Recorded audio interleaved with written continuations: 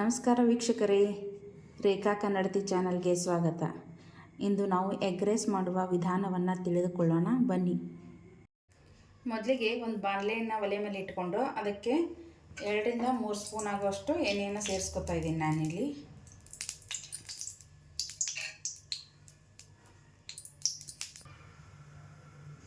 ಇಲ್ಲಿ ಎಣ್ಣೆ ಕಾದ ತಕ್ಷಣ ಸ್ವಲ್ಪ ಜೀರಿಗೆಯನ್ನು ಹಾಕ್ಕೊತಾ ಇದ್ದೀನಿ.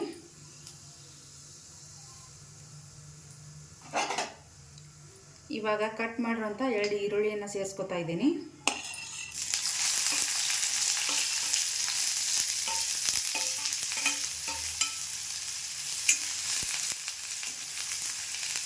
ಇವು ಸ್ವಲ್ಪ ಗೋಲ್ಡನ್ ಬ್ರೌನ್ ಬರೋವರೆಗೂ ಹುರ್ಕೊಳ್ಳಿ. ಒಂದು ಅರ್ಧ ಸ್ಪೂನ್ ಆಗುವಷ್ಟು ಶುಂಠಿ ಬೆಳ್ಳುಳ್ಳಿ ಪೇಸ್ಟನ್ನು ಸೇರಿಸ್ಕೊತಾ ಇದ್ದೀನಿ ನಾನಿಲ್ಲಿ.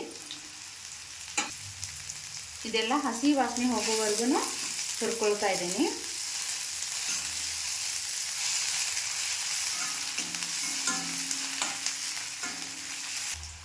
ಒಂದು ಚಿಟಿಕೆ ಅರಿಶಿಣವನ್ನು ಸೇರಿಸ್ಕೊಳ್ತಾ ಇದ್ದೀನಿ ಇಲ್ಲಿ.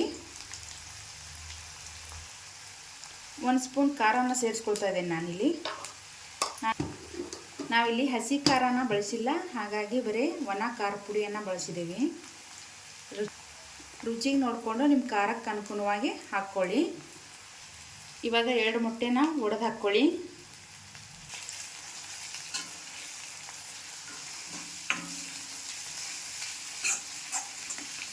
ಈಗ ಇದೆಲ್ಲ ಹಸಿ ವಾಸನೆ ಹೋಗೋವರೆಗೂ ಸರಿಯಾಗಿ ಹುರ್ಕೊಳ್ಳಿ. ರುಚಿಗೆ ತಕ್ಕಷ್ಟು ಉಪ್ಪನ್ನು ಸೇರಿಸ್ಕೊಳ್ಳಿ. ನಾನಿಲ್ಲಿ ಅನ್ನಕ್ಕೂ ಕೂಡ ಉಪ್ಪು ಹಾಕಿದ್ದೀನಿ, ನೋಡ್ಕೊಂಡು ಹಾಕ್ಕೊಳ್ಳಿ. ಇವಾಗ ಮೊಟ್ಟೆ ಎಲ್ಲ ಬೆಂದಿದೆ. ಇವಾಗ ರೈಸನ್ನು ಸೇರಿಸ್ಕೊಳ್ಳೋಣ.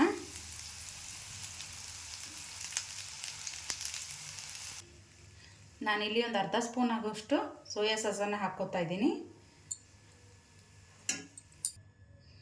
ಒಂದು ಅರ್ಧ ಸ್ಪೂನ್ ಆಗುವಷ್ಟು ಗರಂ ಮಸಾಲನ ಸೇರಿಸ್ಕೊಳ್ತಾ ಇದ್ದೀನಿ ಇಲ್ಲಿ. ಇವಾಗ ಸರಿಯಾಗಿ ಮಿಕ್ಸ್ ಮಾಡ್ಕೊಳ್ಳೋಣ. ಗ್ಯಾಸ್ ಫ್ಲೇಮನ್ನು ಬಂದ್ ಮಾಡ್ಕೋಬೇಡಿ. ಇದೆಲ್ಲ ಮಿಕ್ಸ್ ಆದಮೇಲೆ ಬಂದ್ ಮಾಡ್ಕೊಳ್ಳಿ. ಅಲ್ಲಿವರೆಗೂ ಲೋ ಫ್ಲೇಮಲ್ಲೇ ಇಟ್ಕೊಂಡು ಇದನ್ನು ಸರಿಯಾಗಿ ಮಿಕ್ಸ್ ಮಾಡ್ಕೊಳ್ಳಿ.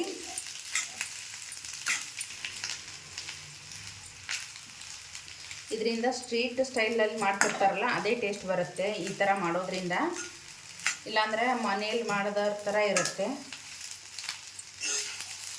ಈ ಥರ ಮಾಡಿಕೊಟ್ರೆ ಮಕ್ಕಳೆಲ್ಲರೂ ತುಂಬ ಇಷ್ಟಪಡ್ತಾರೆ.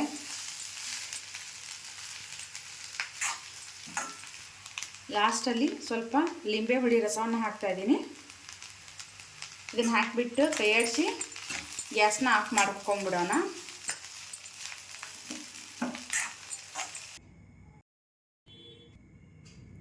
ನೋಡಿ ವೀಕ್ಷಕರೇ, ನಾನಿಲ್ಲಿ ಎಗ್ ರೈಸನ್ನು ಮಾಡ್ಕೊಂಬಂದಿದ್ದೀನಿ.